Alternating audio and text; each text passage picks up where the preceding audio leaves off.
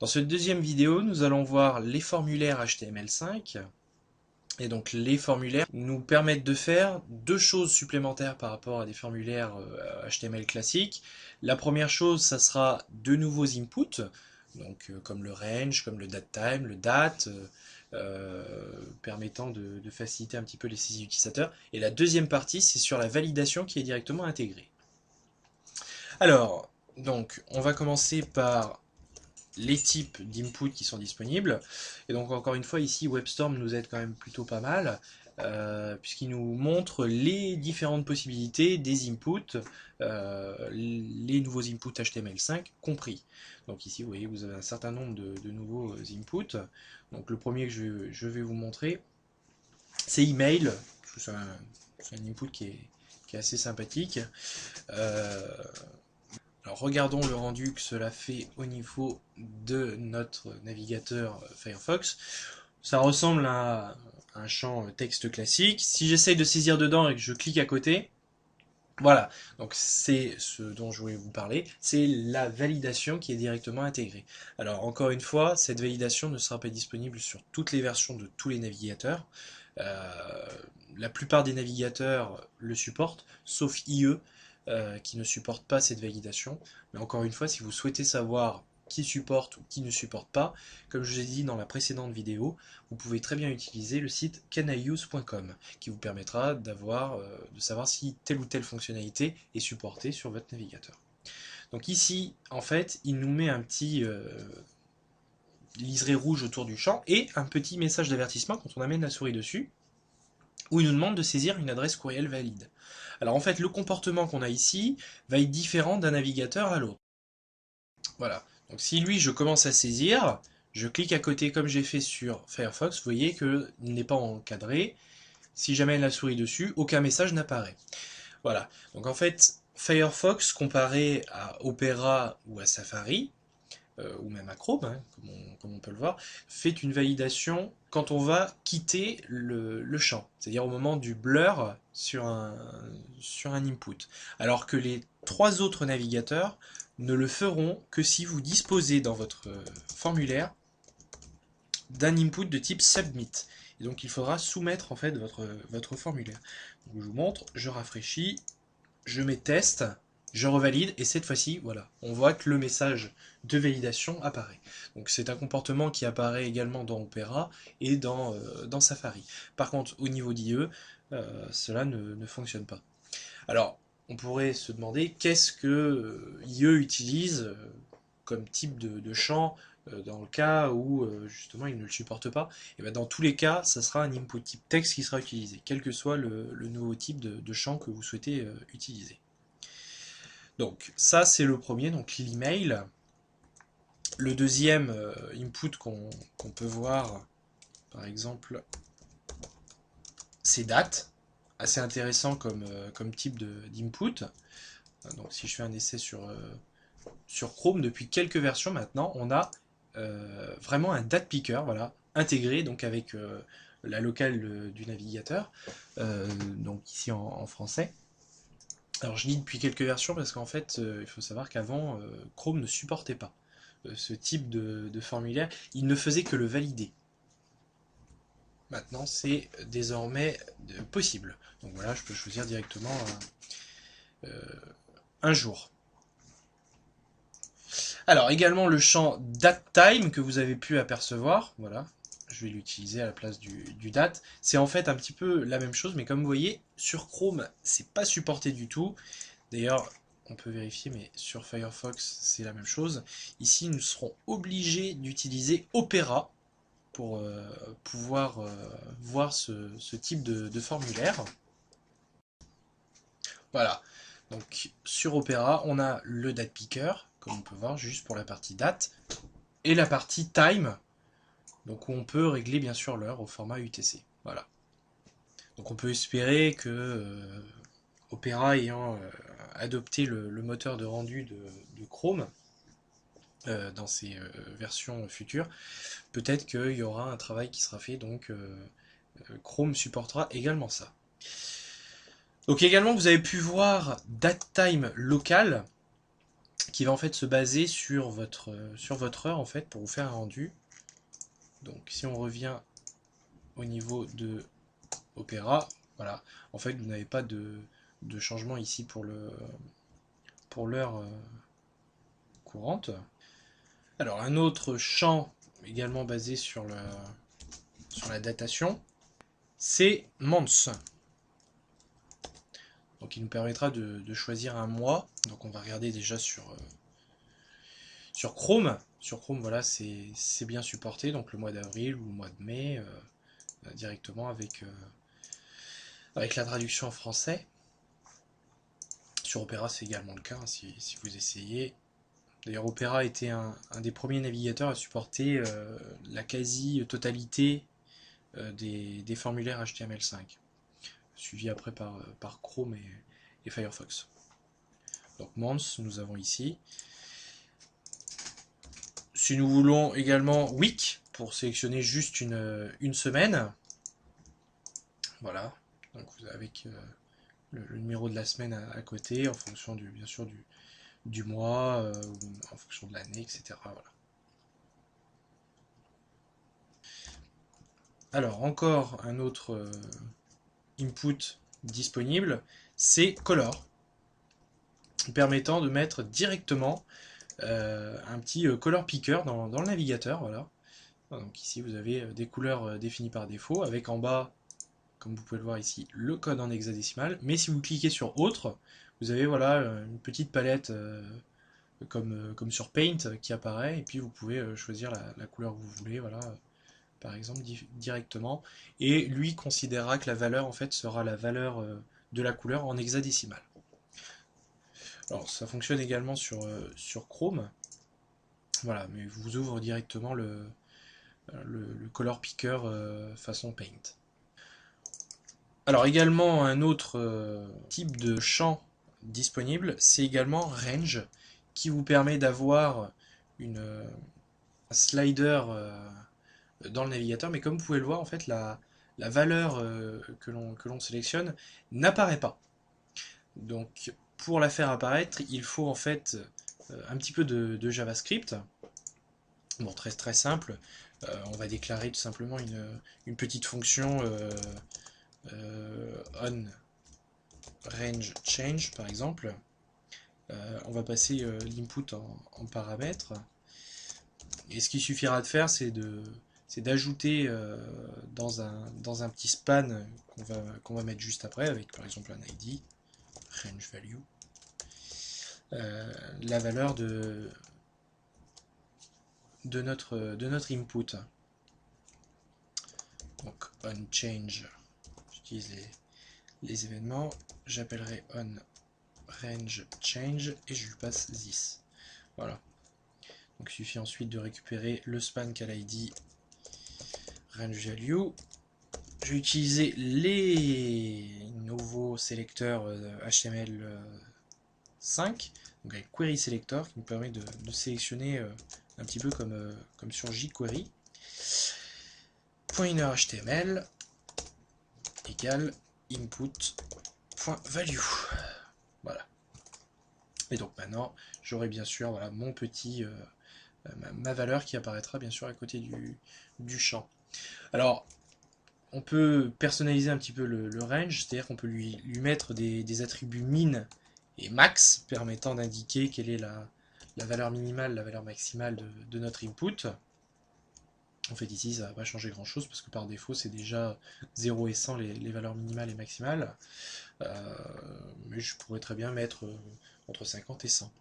Et un autre petit attribut qui peut être aussi intéressant, c'est step, permettant d'indiquer de combien en combien on va changer la valeur à chaque fois qu'on va bouger un petit peu le slider. Voilà, donc ici de 55. Alors un autre champ intéressant pour nos formulaires, c'est le type tel. Donc oui, pour enregistrer un numéro de téléphone qui devra donc être valide. Et comme on peut le voir en fait ici, à partir du moment où j'entre une valeur, quelle qu'elle soit, le formulaire est considéré comme valide. Je ne me rappelle pas avoir vu de navigateur supportant cette fonctionnalité. Par contre, nous disposons pour tout ce qui est valeur numérique d'un type number qui par contre lui va valider. Par exemple, si je me rends sur Chrome, déjà il m'interdira voilà, une valeur autre que numérique. Donc ça c'est sur Chrome. Donc, par exemple, voilà, si j'entre la valeur 0,6, c'est considéré comme valide. Sur Firefox, déjà je valide ça. Tac, voilà. Aucune validation n'est réalisée. Par contre sur Opera, je peux par contre saisir une valeur et il ne fait pas de validation dessus. Et donc le dernier champ qui nous manque, c'est URL permettant d'indiquer au navigateur que ce qu'on va saisir dedans, c'est une URL d'un site web. Donc je ne sais pas si vous avez eu le temps de vous en apercevoir, mais en fait sur Opera, si vous ne mettez pas http au moment de la soumission, il va de lui-même l'ajouter. Voilà. Sur les autres navigateurs, par exemple sur Chrome, voilà, je suis obligé de saisir une URL. Donc une URL, ça doit commencer par un protocole qui peut être HTTP, qui peut être FTP, qui peut être mail to. Ce sont des possibilités. Il existe un dernier type de champ qui est search, permettant d'afficher en fait un textbox, mais en fait dans lequel vous allez avoir directement une croix à la fin permettant en fait d'effacer votre saisie directement. Voilà. Donc ça fonctionne assez bien sur les navigateurs mobiles. Par contre, c'est assez mal supporté sur tout ce qui est navigateur web. Bon, ici, Chrome est une exception, mais en fait, on voit sur Firefox et sur Opera qu'il n'y a pas d'apparition de cette fameuse croix. Alors bien sûr, il n'y a pas que des nouveaux types, il y a également des nouveaux attributs qui sont apparus. Donc par exemple, un qu'on attendait depuis un petit moment, qui est le placeholder, qui va vous permettre en fait d'indiquer une valeur qui sera mise par défaut et qui disparaîtra soit au moment du clic, soit au moment de la saisie de l'utilisateur. Un petit texte indicatif. Donc par exemple, saisissez une recherche. Voilà. Donc si je viens sur Chrome, voilà. Donc directement on a la valeur, et au moment où je vais commencer à saisir dedans, le texte disparaîtra et laissera place au mien. Bon, après, tout dépend évidemment du navigateur que vous utilisez. Il y en a où ça sera, comme je vous ai dit, au moment où vous allez cliquer. Voilà, donc sur Firefox, il faut également saisir. Et sur Opera, par contre, voilà, au moment où je clique dessus, le texte disparaît. Alors, si vous souhaitez maintenant valider vous-même vos champs de formulaire, il y a deux solutions. Soit la solution HTML, soit la solution JavaScript. Mais il faut savoir que dans tous les cas, ça ne remplacera jamais une validation côté serveur. Donc je vais mettre un input type texte classique. Imaginons que j'ai envie de valider, par exemple, un numéro de carte bancaire ou ce genre de choses. Et bien pour ça, on a tout simplement la propriété pattern, donc qui va accepter en fait une expression régulière. Donc là, vous pouvez mettre absolument tout ce que vous voulez et vous n'êtes pas limité en fait au nouveau type de formulaire qui existe. Donc là, par exemple, vous pourrez dire, voilà, je veux des valeurs de 0 à 9, 4 fois. Bon, ici, je ne mets pas l'expression régulière complète, mais comme ça, ça va vous permettre de voir. Je viens sur Chrome.